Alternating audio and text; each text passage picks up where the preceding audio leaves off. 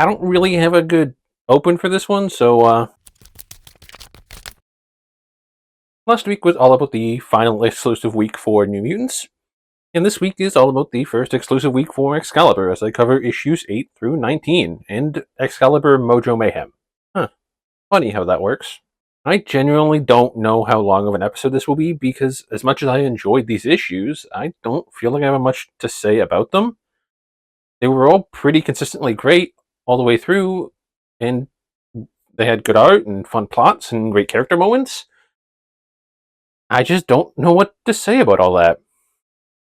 So, apologies in advance if this video feels a little repetitive. Issue 8 covers a bit of Excalibur's time in New York post-Inferno, and issues 9, 10, and 11 see the team face off against Nazi versions of themselves who have shown up to get back the Nazi versions of Callisto and Moira that appeared a while back. I really did adore Kitty's scene with the New Mutants in issue 8. She's always had a kind of tumultuous relationship with this crew outside of Doug and Ileana, both of which are now gone, and she clearly resents the team for that fact. Her conversation with Danny and seeing young Ileana and learning what she did, I think really puts things into perspective for Kitty, and I appreciate that even she acknowledges that she should have been there for Ileana during Inferno, which was actually one of my main gripes for that story. This also shows us that the little Ileana seems to remember who she was before, or at least some of that, which is interesting. She references Kitty telling stories, but that also happened before she went to Limbo. I think she remembers some stuff. Other than that, though, I feel like between these 4 issues, I don't really have a lot else to say or expand upon. There are lots of little things I liked, like Nightcrawler getting the Blackbird back, seeing Under the Mansion for the first time since I think before Fall of the Mutants happened, and the Soul Sword sitting in the stone in front of the lighthouse, ready for whenever Kitty decides to use it, which does kind of answer my question about the sword from the Inferno episode, but I do hope it actually gets used eventually. Issue 11 ends with a cliffhanger that leads directly into issue 12, and the start of the Cross-Time Caper arc. But before we move on to that arc, let's do a brief interlude for Excalibur Mojo Mayhem. This book is sort of a pseudo-annual, similar to that of Excalibur Special Edition in like Wolverine Jungle Adventure. It isn't actually labeled as an annual, and it doesn't really have any of the usual mediocre backup stories, but it is a one-shot story that doesn't really change the status quo in any way, involves cameos of other characters, and takes place vaguely within the main book's timeline, in this case taking place between issues 10 and 11. The X-Babies, if you remember them from X-Men Annual 12, escape Mojo World and end up right in Kitty's lap, who has to help them avoid capture by a being called the Agent, who is sent by Mojo to get them back and sign contracts so he can do his thing. I've always been a big fan of Mojo as a villain and his capitalist entertainment industry parody allegory shtick ever since his debut. It is extremely entertaining as always here. I would be remiss to shout out the House of Ideas building shown at the beginning of the story, which has references to a multitude of big events for both Marvel and DC.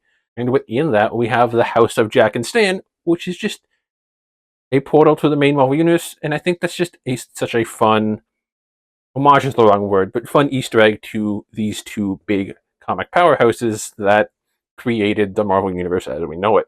This book is on par with the quality of most of the other issues of the main Excalibur book, and that is to say that it gets an 8 out of 10. It is solidly paced, a very fun story, it doesn't overstay its welcome, and is a way to prime the reader for what comes next. Starting with issue 12, the Crosstime Keeper is Excalibur's first large-scale arc. It was originally planned to only be 9 issues long, as noted by the text on the cover of issue 12, but it actually ended up going for 12 issues total, ending in issue 24. Unfortunately, I wasn't able to read this entire arc this week, but I got about 2/3 of the way through, stopping at issue 19, which has a cliffhanger that feels like a good stopping point. I will say, though, the name Cross-Time Caper is a bit of a misnomer because the team isn't actually going through time, they're traveling through dimensions. We start out with modern Fantasyland, complete with royalty, magic, and boomboxes, then move on to an Earth where all of the heroes and their powers have gone wacky thanks to the general shitstirrer, the Impossible Man. This one gets so bad that Galactus has to step in and do something about it. Afterwards, we get a spacefaring adventure in a lawless galaxy where powers don't work and all of the magic is being eaten by a giant evil squid monster. And after the team kills that, they all get killed by trying to elect new champion for the world that would dismantle the current evil organizations. Don't worry though, they all get better thanks to the embodiment of life being on their side. Our final world we visit this week is the version of Madripoor where racing is the main form of entertainment, sort of like Speed Racer. And the best racer in this world is Jamie Braddock, the older brother to the team's very own Captain Britain. Things get messy real quick, as it turns out Jamie is a reality warper and a very powerful one at that. And on top of that, this entire alternate reality is an imagination of, or like, at the very least, is being controlled by the main 616, Jamie Braddock. That's the basic recap of what this team goes through. But I should also mention that in the middle of this dimension hopping adventure, we do also spend a bit of time with TechNet, the mercenary group from the Excalibur Special Edition issue, who are this time are tasked with retrieving the actual Jamie Braddock from a man named Doc Croc, and that's what introduces the character of Jamie to this book.